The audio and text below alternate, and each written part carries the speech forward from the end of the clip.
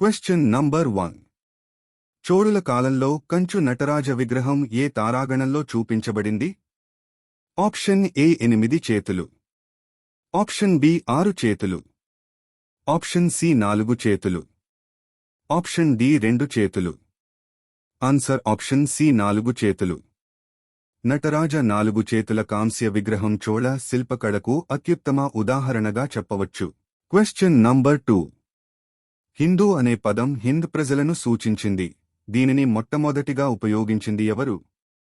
Option A గ్రీకులు, option B రోమన్లు, option C చైనీలు, ఆప్షన్ డి అరబ్బులు.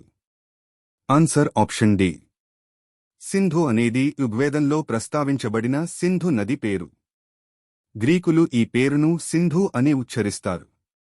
సింధు అనే పదం కాలక్రమేణా అది హిందూగా మారింది. హిందూ అనే పదాన్ని మొట్టమొదటిసారిగా అరబ్బులు ఉపయోగించారు. Question number 3. కింది వారిలో వేదాలలోని కొన్ని శ్లోకాలను రచించిన బ్రహ్మవాదిని ఎవరు? Option A Lopamudra, option B Gargi, option C Lilavati, option D Savitri. Answer option A Lopamudra. ఇతర బ్రహ్మవాదినులు విశ్వవార, సిక్త, నివావారి, ఘోష మరియు మైత్రేయి. Question number 4. జాబితా 1ని జాబితా 2తో సరిపోల్చండి మరియు జాబితా క్రింద ఇచ్చిన కోడ్ని ఉపయోగించి సరైన సమాధానాన్ని ఎంచుకోండి.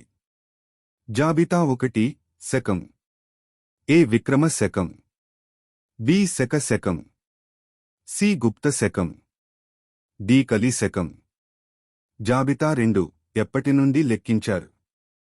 1 3102 BC, 2 320 AD, 3 78 AD, 4 58 BC, 5 248 AD.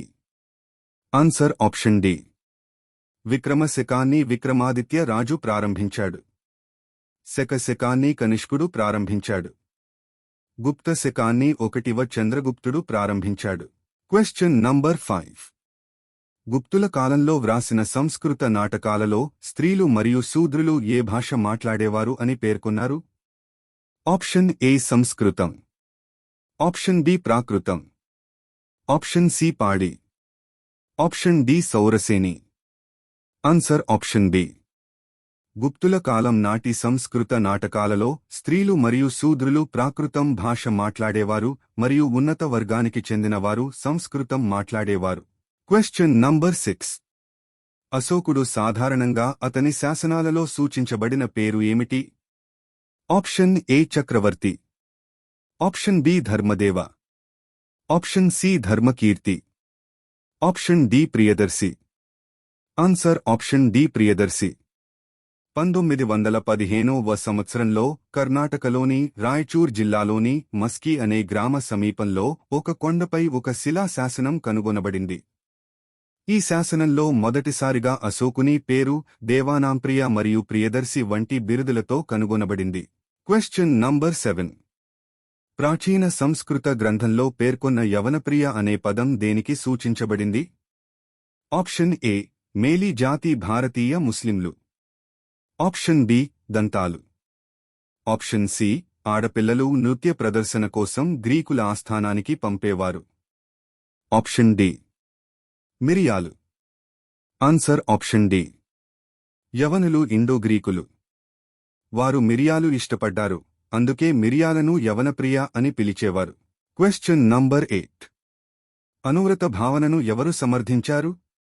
Option A Mahayana బౌద్ధమతం, ఆప్షన్ బి హీనయాన బౌద్ధమతం, ఆప్షన్ సి జైనమతం, ఆప్షన్ డి లోకాయత శాఖ. ఆన్సర్ ఆప్షన్ సి జైనమతం. అనువ్రత అనేది జైనమతం యొక్క 5 ప్రధాన బోధనలు. అవి అహింస, అస్తేయ, అపరిగ్రహ మరియు బ్రహ్మచర్య. Question number 9. మీమాంస తత్వశాస్త్రం ప్రకారం విముక్తి అనేది ఏ మార్గం ద్వారా సాధ్యమవుతుంది? ఆప్షన్ ఏ జ్ఞాన, ఆప్షన్ బి భక్తి, ఆప్షన్ సి యోగ, ఆప్షన్ డి కర్మ. ఆన్సర్ ఆప్షన్ డి కర్మ.